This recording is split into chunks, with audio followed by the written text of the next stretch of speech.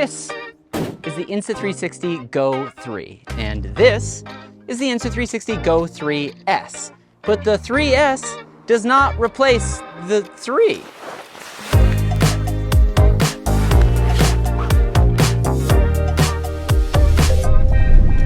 So then what is it? Who is it for? What does it do? All that and more in today's YouTube video.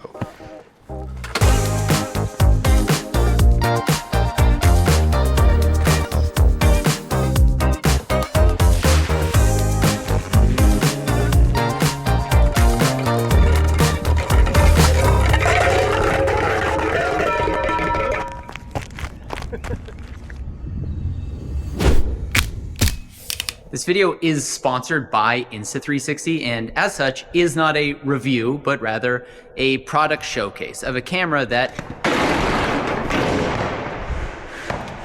is an update to my favorite camera of last year. I made a whole video about it. You can watch it here.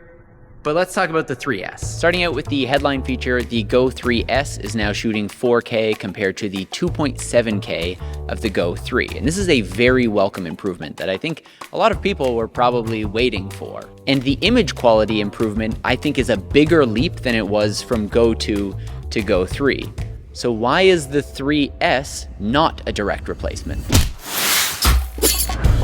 Welcome to a very unscientific sensor demonstration.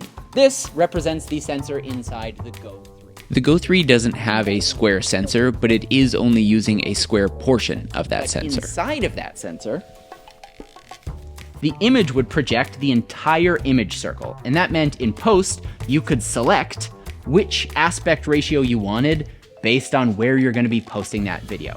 On the GO 3S, we're using the entirety of that 4x3 sensor. And the image is now being projected over the entire sensor. And that just means better lens, better pixels, better image. The GO 3 and GO 3S share a lot of things in common. In fact, they have a nearly identical action pod, the wireless monitor charging case thing. And this is great because it means GO 3 accessories are going to work seamlessly on the new 3S. And if you already own a GO 3, they're going to have an option to buy just the 3S camera, and you can just plop that into your old GO 3 case. And so that's going to be a really affordable way to just broaden your GO 3 kit. You have the GO 3 for higher versatility with a more cumbersome workflow, and then the 3S for better image quality and a more simple user experience, because choosing your aspect ratio is just like this.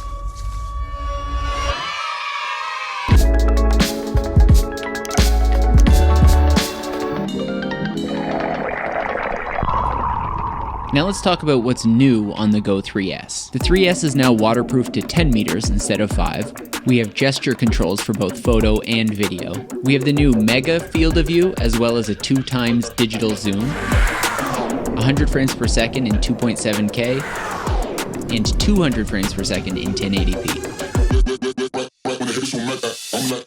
We have the ability to cancel recordings, connect the camera to Apple's Find My network, and finally, there's a new mode called interval video, which I actually think is kind of cool, and I used it recently on a hike with my daughter.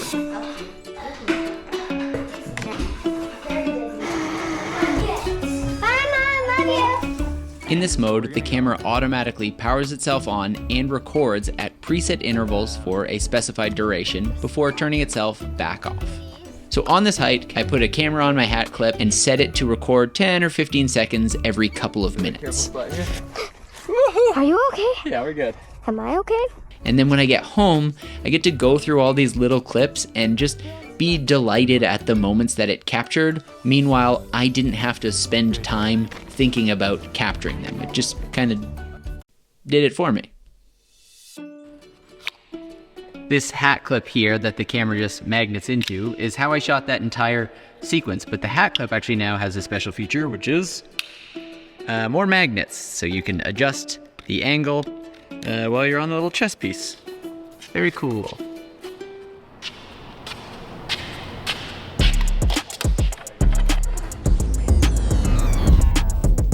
That's a robber. Hold on. Alright, we're just about finished setting up our third and hopefully final, but we might do one more setup for this. You may or may not have seen this video already, but leading up to the launch of the Go 3S, Christoph and I shot the official teaser video for Insta360 to share to hype this camera up. And in order to pull this off, we decided we wanted to make the most epic probe shot we could imagine. We wanted to put this camera in places no other camera could go, including an actual probe lens. We had a rough idea of how we wanted to pull this shot off, but unfortunately, hand holding the camera at the end of a selfie stick was just not going to provide the stability we were after. So here's the rig we came up with.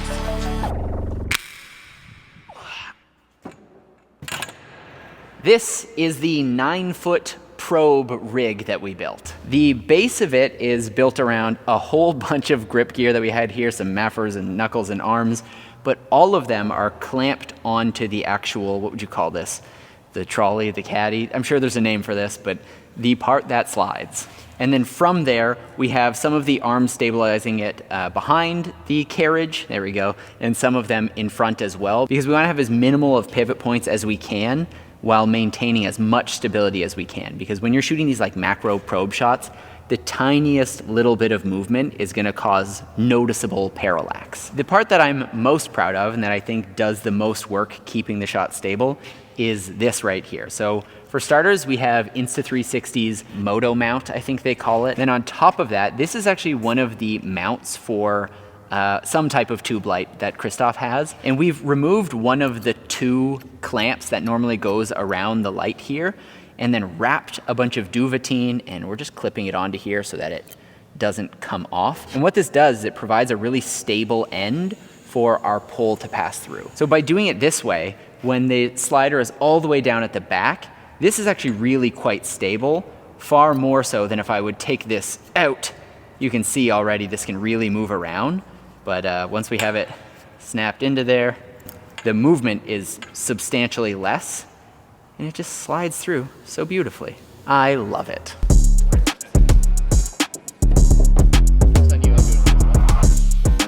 Once we had our rig built out, all that was left to do was build a bunch of different sets and find as many props with very small openings that we could fit this tiny camera through to create this impossible feeling shot, and yet all we used was a slider and a small camera.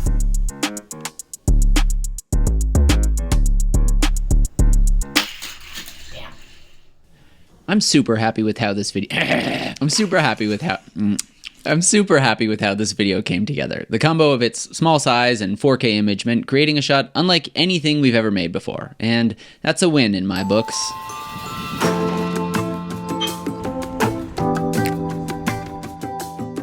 Well, there you have it, friends. The new Insta360 GO 3S. It's like a Go 3 wearing a tuxedo.